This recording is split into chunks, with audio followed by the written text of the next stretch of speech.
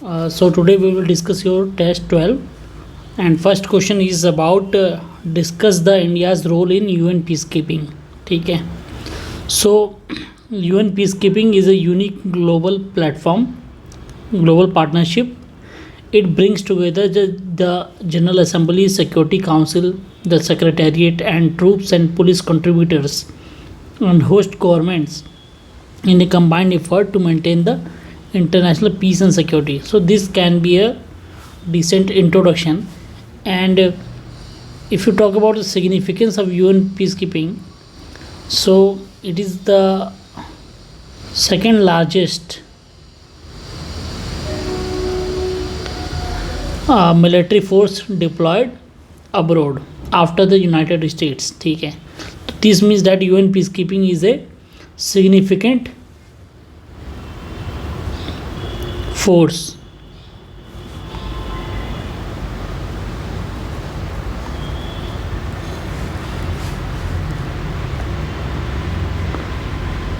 ठीक है.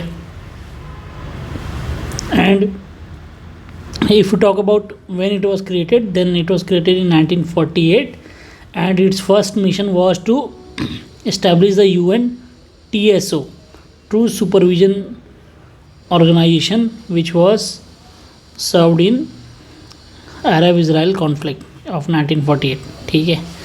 And it works on three principles. That is, it takes the consent of the parties, means wherever there is an issue, civil war or war going on, then those parties' consent is necessary, and then there is impartiality, and there is no use of force except in self-defense and the defense of the mandate. This mandate is provided by United Nations Security Council. ठीक है. So these things should be remembered.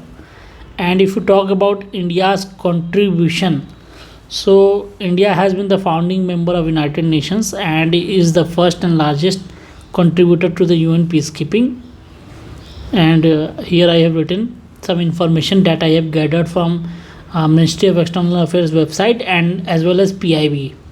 So according to Minister of External website, India has deployed more than 253,000 Indians in 49 of the 71 UN peacekeeping missions since 1948, and currently 5,500 Indians are deployed. ठीक है.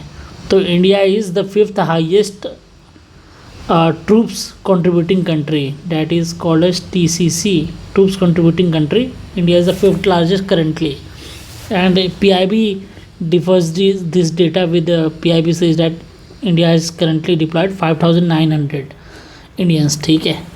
तो this you can write whichever suits you. ठीक है.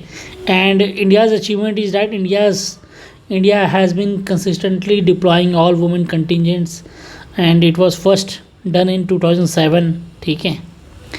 And then India has shows its professionalism, humanitarian concerns, and for the promotion of gender equality. So India has done some specialized tasks, like it has provided veterinary services in South Sudan with the UN peacekeeping force. ठीक है. India has lost many peacekeepers, which has led to the winning of Dag Hammarskjöld Award for the supreme sacrifices it has made. ठीक है. And Indian military, Indian troops have shown the professionalship, and they have been successful in establishing rapport with the local people, local population. And India has provided vaccines to the peacekeepers under the project of protecting the protectors. ठीक है. During the COVID. And what are the issues in UN peacekeeping? That developed countries do not contribute troops, and because of the complex security issues, developed countries has promulgated the idea of robust peacekeeping, which means that UN peacekeeping can use offensive weapons, offensive force, but this has not been agreed with the developing countries. ठीक है. So there is this conflict, and there is mutual allegations that developed countries tell that troops contributing countries misuse the funds, and the developing countries, troops contributing countries, alleges that developed countries do not provide the funds on time. ठीक है, and decision making is only under the UNSC influence, and troops contributing countries do not, their views are largely being neglected. So these are the issues there.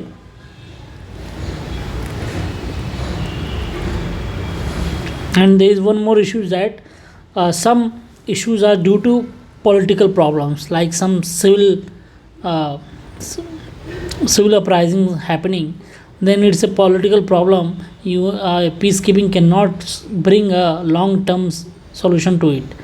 So United Nations have to come up with broader mechanism to stabilize the political regime in such places. So these are the issues have been raised by India also. And there is a quote by Susan R. Chinoy, who is the director of IDSA, I guess. According to Susan R. Chinoy, India has taken the lead in assimilating technology in peacekeeping operations to better enable the peacekeepers to meet the contemporary threats. So these things you can write in your answer. ठीक है.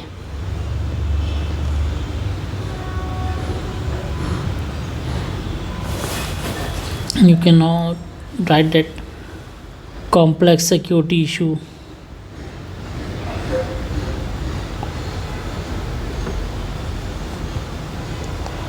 That nowadays terrorist groups have become more offensive, they have more lethal weapons. So lives of UN peacekeepers are at far more danger than it was ever before. ठीक है. So these things can be mentioned. So second is about India's nuclear doctrine. ठीक है, as a strategic stability in South Asia. So any nuclear doctrine is the policy document which states the use of nuclear weapon by a state in case of any threat. ठीक है. So what are the features of India's doctrine? India's nuclear doctrine has these features of, first is it has credible minimum deterrence, and second is it works on the principle of massive retaliation authorized by the civilian leadership, and third is no first use posture, and fourth is no use of nuclear weapon against the non-nuclear weapon states, and fifth is that India has the option of retaliation if hit by a major chemical or biological attacks. ठीक है.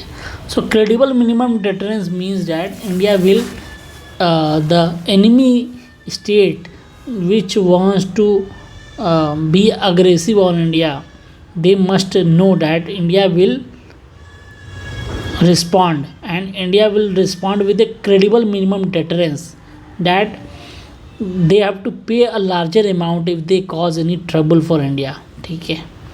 So this ensure that the enemy state will get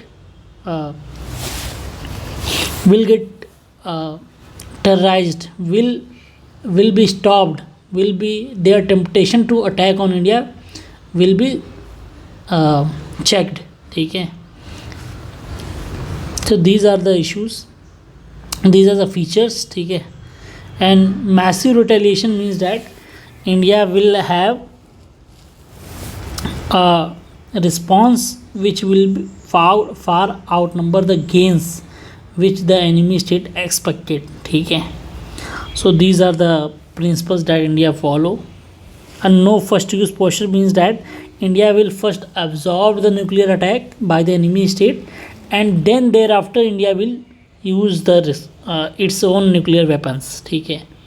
So because of this no first use policy, India has to develop second strike capability. ठीक है, by using its submarines like INS Arihant. ठीक है.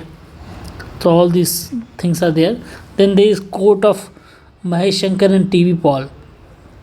Their article Nuclear Doctrine and Stable Strategic Relationships, the Case of South Asia, writes the underlying basis of India's doctrine both at a normative level and in terms of substance. A minimum credible deterrent have the features required to make it a stabilizing force in the strategic context of the subcontinent.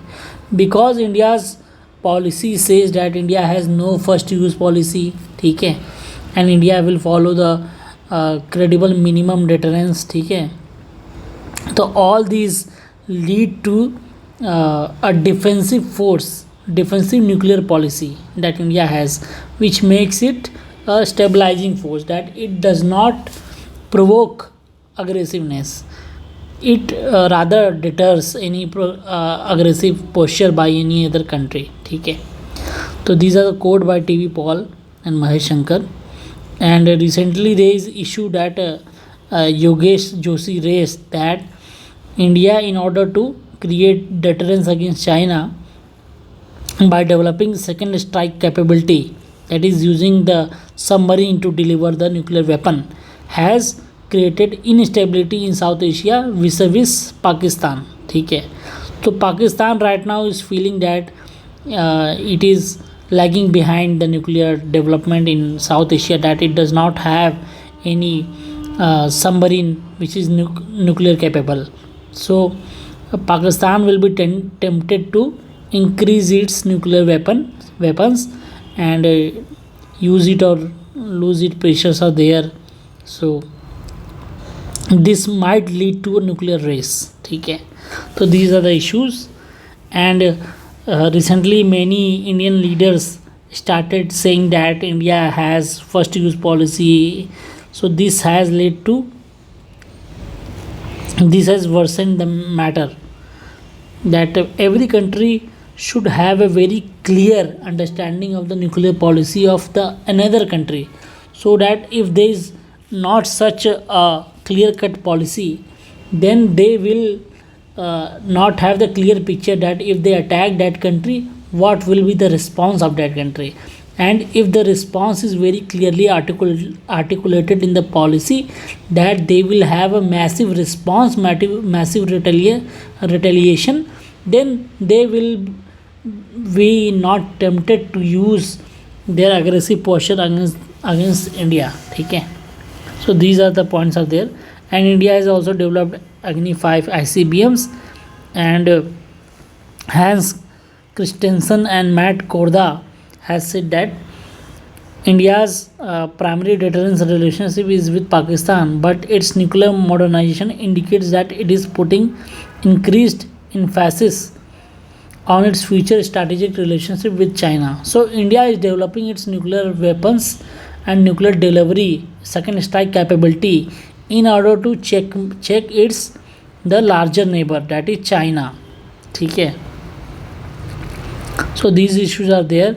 So this lead to a very three dynamics in South Asia, and India has the fear of two front war with China and Pakistan. So these issues are there. However, some analysts like Frank O'Donnell says that India's border issue with China is not that unfavorable to India. So India can take the lead in promoting nuclear restraint globally, ठीक है. So he is saying this, but nowadays we have seen that China is developing its technology, like multiple independently targetable re-entry vehicles or hypersonic glide vehicles are being developed. So China is increasing its nuclear weapon delivery capabilities.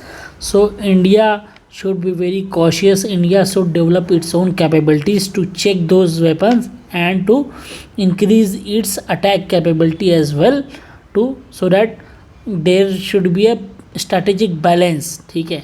So the issue of prisoner dilemmas should be security dilemma, prisoners dilemma should be solved, and if these things will continue, there will be definitely arm race.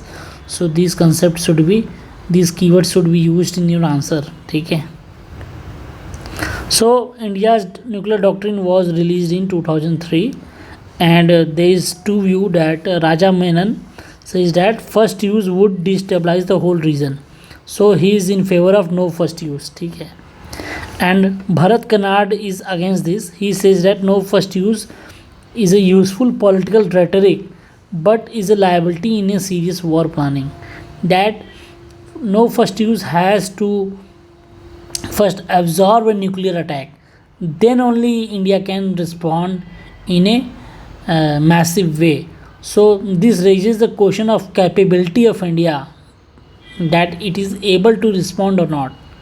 So if first nuclear attack is so massive that India's capability get hampered, ठीक है, so this will raise an issue of India's nuclear deterrence. So this is the understanding of Bharat Karnat code.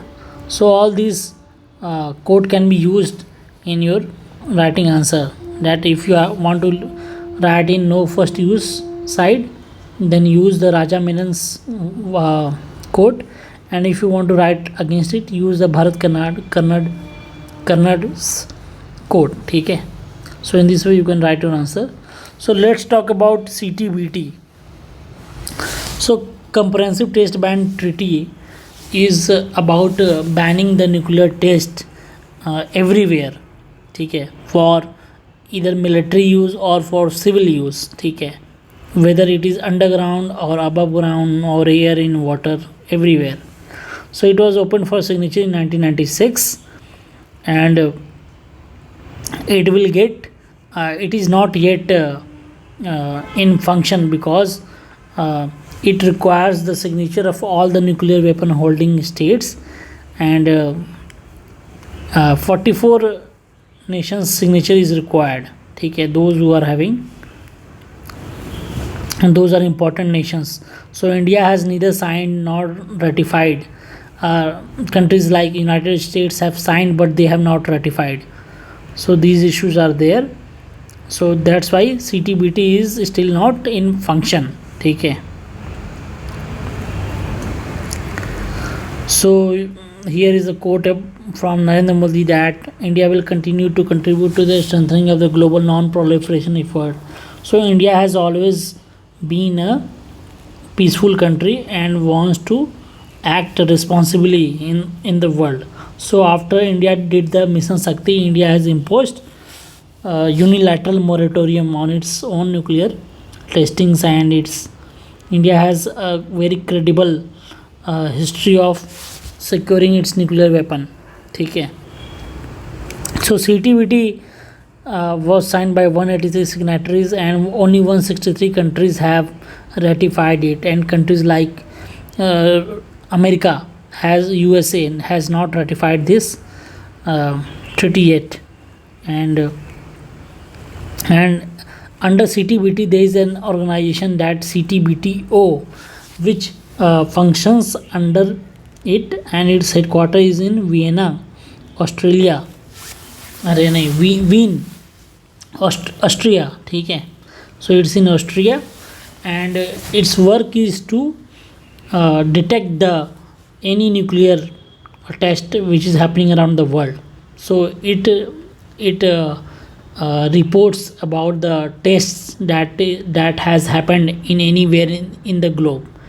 So it has 300 stations in 89 countries, and it has been successful in providing details of tests done by the North Korea to all the signatory states of CTBT.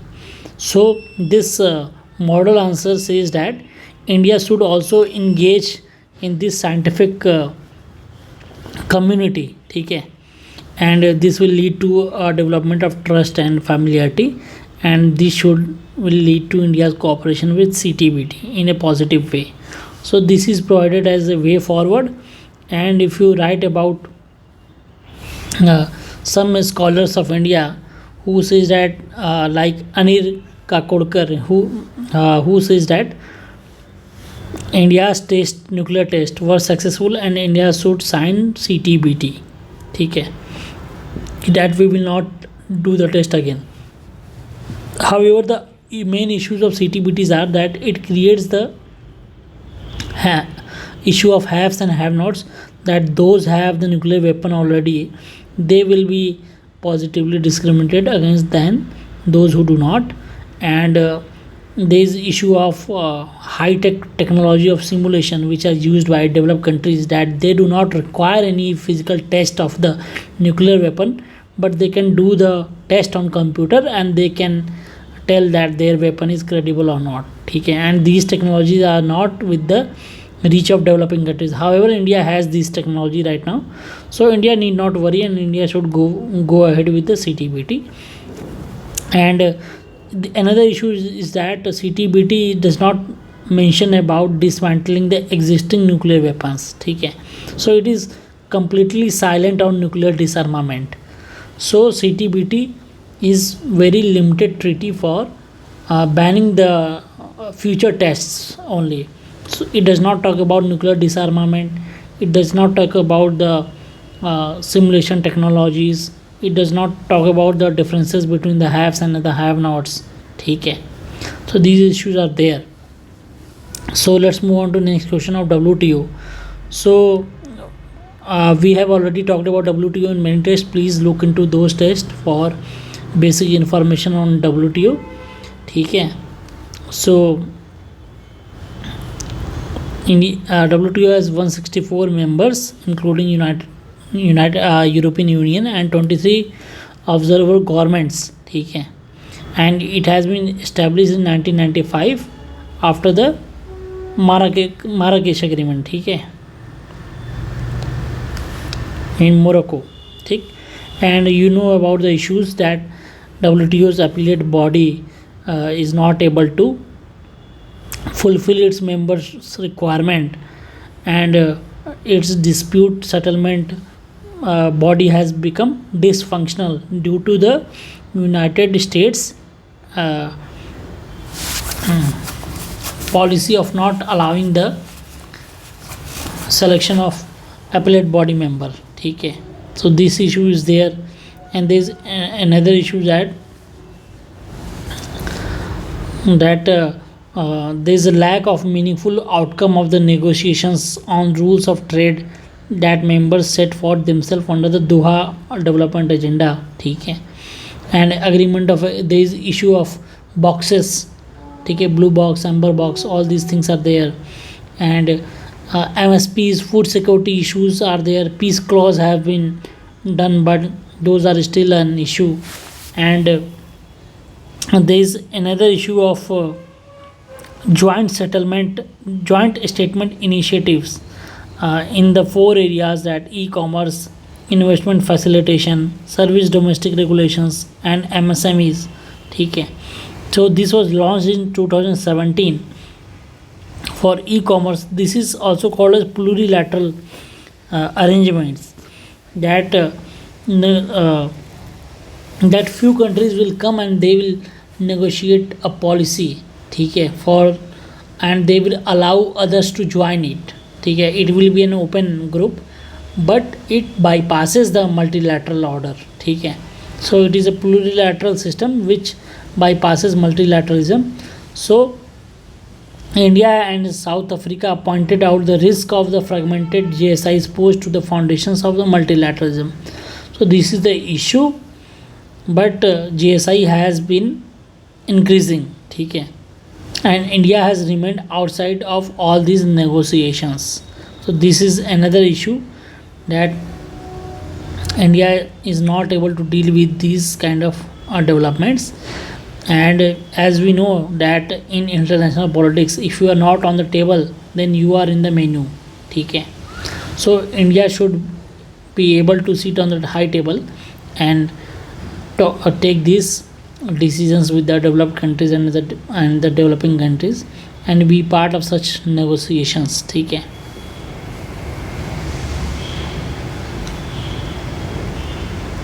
so in this way you can write these answers. And what do you mean by NPT? So non-proliferation treaty, so means that they wanted to limit the horizontal proliferation of nuclear weapons. Okay, as nuclear weapon was a very horrifying, very terrible bomb which was used during the Second World War in Hiroshima and Nagasaki. Okay, and their after effects shook the world, that it was a very dangerous weapon, so it should be stopped. ठीक है, so countries came together and NPT was brought. ठीक है, in 1961. ठीक, and it has been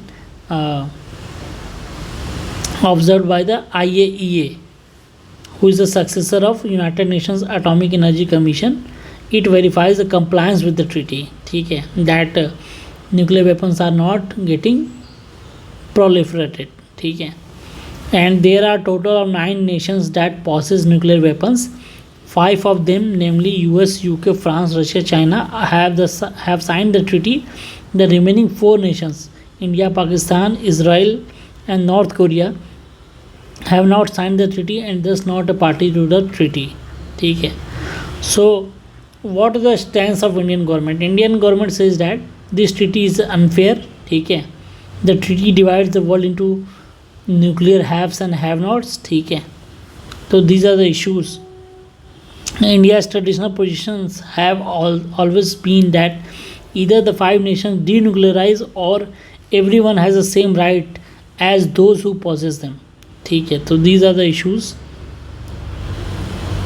And as India is in a classic prisoner dilemma that a P5 nuclear state is just is the powerful neighbor of its own, that is China. So India was in a dilemma, so India developed its nuclear weapon. ठीक है, and this was further applied to the Pakistan also. So that's why all these things happen in India, in South Asia. ठीक है,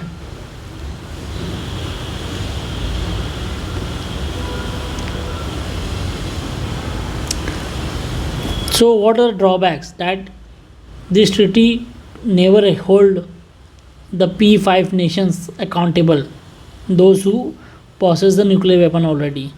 ठीक, and despite the threat of these sanctions and consequences, North Korea and Iran are developing their nuclear weapons. ठीक है, so these are the failure of NPT, limitations of the NPT. However, if you want to write something positive in the end, in the conclusion, then you can say that world is a better place because of the NPT. It was predicted that about 95 countries will possess nuclear weapons, 25 countries will possess nuclear weapon, but the mere presence of this NPT has reduced it to 9. ठीक है, तो NPT was not the only reason for this, but the mere presence of the safeguard can at least promise an era of peace, and if the current loopholes are fixed, it will fulfill such a promise. So these things are there that you can write in your conclusion. Conclusion always should be forward looking and positive. ठीक है, so I have given you some points that nuclear weapons have been seen as great equalizer, that even a smaller nation can stand up to a bigger neighbor. ठीक है, bigger P5 neighbor if it has a nuclear weapon. For example, that Ukraine suffered at the hand of Russia recently only because that Ukraine did not had nuclear weapons. Ukraine gave up its nuclear weapon because it has the promises of the West and the Russia that they will ensure its security. But after losing the nuclear weapon, Ukraine lost its bargaining power, and Russia attacked it, and it has been suffering at the hands of Russian naked aggression. So that's why nuclear weapon is necessary in this jungle of global politics. ठीक है, so NPT creates have and have nots. It prevents horizontal proliferation, but it does not prevent vertical proliferation. Vertical proliferation means that countries who have the nuclear weapon, they are increasing the sophistication of those weapons. They are developing further and further technologies, like the hypersonic glide vehicles are there. ठीक है, so they are developing their nuclear weapon, they are becoming more lethal and lethal, and they are developing the delivery system, missiles which will deliver the nuclear weapon from their state to another country. ठीक है, so it does not prevent the vertical proliferation. So this is the issue of NPT. And Rakesh Sood, who is a commentator which often comes in the Hindu newspaper, says that NPT has reached the limit of its success. ठीक है, तो this is a quote which can be used negatively for NPT. And issue are there that there is no fixed time to achieve disarmament. There is no stigmatization of possession of nuclear weapons. ठीक है, and there is a compromise for interest of nuclear industries, that's civil use, and it creates haves and have nots. ठीक है, तो this way you can write your answer. And let's move on to the last question on globalization. ठीक है, so globalization is a long term historical process that denotes the growing intensity of worldwide interconnectedness resulting in a shrinking world. Anthony Giddens associated globalization with the phenomena of time and space compression. ठीक है, and Anthony Giddens given this quote that debate now is about the consequence of globalization and not about the reality of globalization. Globalization means that the world has already accepted the reality of globalization and they are now discussing about the consequences. ठीक है, so these are the introduction and many things I have underlined. You can use them in your answer. And there was an early debate on globalization that in which the skeptics used to say that the degree of global integration had been greatly exaggerated and that there was nothing fundamental new about the globalism. ठीक है, means they wanted to say that globalization used to exist earlier also. So there were trading markets, currency exchange, mass migration, passport free travels, cosmopolitan cultures are existing since ages. ठीक है, so they were the skeptics. Whereas in the positive side, hyper globalizers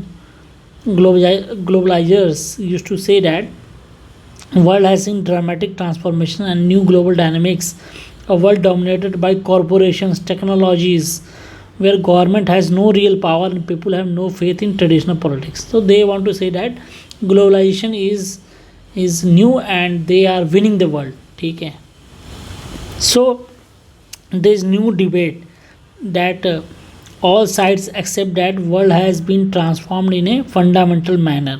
ठीक है, there is much more cross border trades. ठीक है, and there is a dramatic increase in trade and services. And Anthony Giddens argued that it is a fundamental mistake to conceptualize globalization is purely economic term. Globalization, I think, is permanently social, cultural, political, and not just economic. ठीक है, तो these lines you can use. And there has been intense debate on the impact of globalization. ठीक है, and scholars like Jagdish Bhagwati has said that globalization has spread wealth and led to the improvement of standard of living in newly industrialized countries like India and China. ठीक है, so some scholars says that globalization has benefited the nations. ठीक है, and there is scholars like Noam Chomsky who says that it is creating an unfair world where the rich countries exploit the world's poorest people and it has increased the development gap.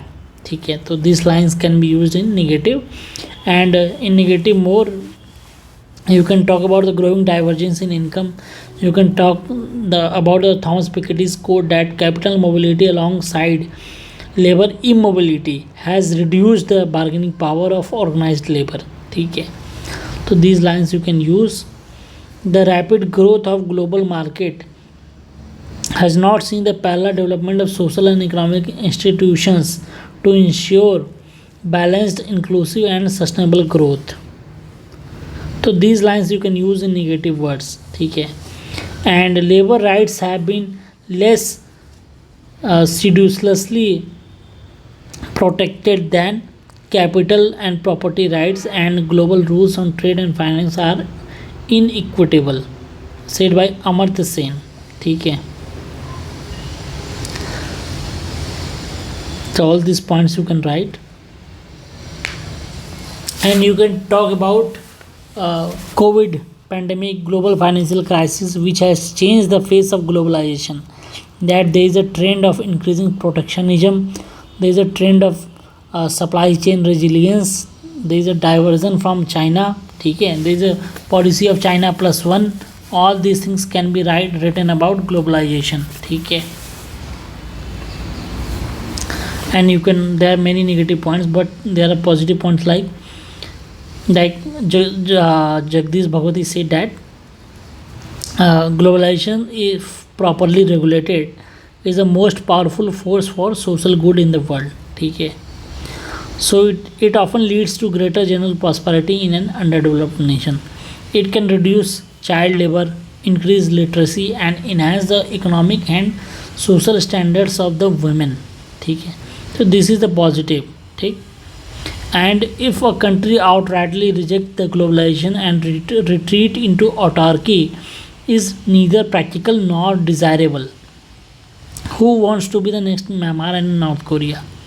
So these are the positive lines you can write about globalization. And in conclusion, you can talk about the golden middle that countries like Chile and Singapore used, and they thrived, channeling the enormous opportunity offered by an expanding world economy for the benefit of their citizens. So in this way you can write your answer on globalization. So your discussion on this test has been concluded, and I would like to say best of luck for your optional examination. ठीक है, have a good day.